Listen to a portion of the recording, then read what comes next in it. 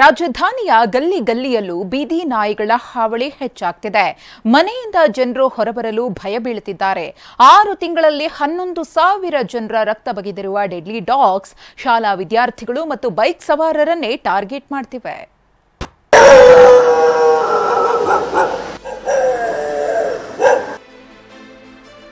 ನಗರದಲ್ಲಿ ಹೆಚ್ಚುತ್ತಲೇ ಇದೆ ಬೀದಿ ನಾಯಿಗಳ ಹಾವಳಿ.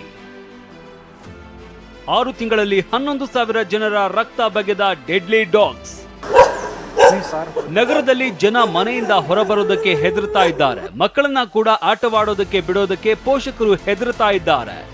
ಕಂಡಲ್ಲಿ ಮಕ್ಕಳಿಗೆ ಅಟ್ಯಾಕ್ ಮಾಡ್ತಾ ಇರುವ ಡೆಡ್ಲಿ ಡಾಗ್ಸ್ ಒಂಟಿಯಾಗಿ ಸ್ಕೂಲ್ಗೆ ಹೋಗೋ ಮಕ್ಕಳನ್ನೇ ಟಾರ್ಗೆಟ್ ಮಾಡ್ತಾ ಇವೆ. ಆರ್.ಆರ್. ನಗರ ವಿಧಾನಸಭಾ ಕ್ಷೇತ್ರದ 4-5 ಏರಿಯಾಗಳಲ್ಲಿ ಬೀದಿ ನಾಯಿಗಳದ್ದೇ ಕಾರುಬಾರ ಆಗಿದ್ದು ಪೋಷಕರು ಆಕ್ರೋಶ ವ್ಯಕ್ತಪಡಿಸ್ತಾ ಇದ್ದಾರೆ. ನಾವು ಪ್ರತಿನಿತ್ಯ ಇಲ್ಲಿ ಓಡಾಟ ಮಾಡೋವಾಗ ನೋಡ್ತೀವಿ, ಈಗ ಮನುಷ್ಯನ ಮೇಲೆ ಅತಿ ಹೆಚ್ಚು ಎರಗ್ತಕ್ಕಂಥ ಇವು ನಾಯಿಗಳು ಏನು ಅಂತ ಗೊತ್ತಾಗ್ತಾ ಇಲ್ಲ.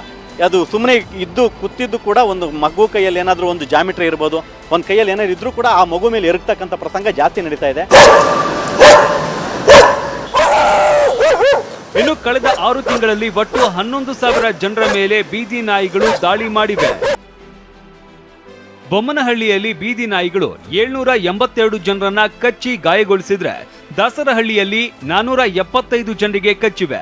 ಇನ್ನು ಆರ್.ಆರ್. ನಗರದಲ್ಲಿ 1,328 ಜನರಿಗೆ, ಮಹದೇವಪುರದಲ್ಲಿ 1,359 ಜನರಿಗೆ, ಪೂರ್ವ ವಲಯದಲ್ಲಿ 2,107, ದಕ್ಷಿಣ ವಲಯದಲ್ಲಿ 1,258, ಪಶ್ಚಿಮ ವಲಯ 3,479 ಮತ್ತು ಯಲಹಂಕ ವಲಯದಲ್ಲಿ 660 ನಾಯಿ ಕಚ್ಚಿರುವ ಪ್ರಕರಣಗಳು ದಾಖಲಾಗಿವೆ.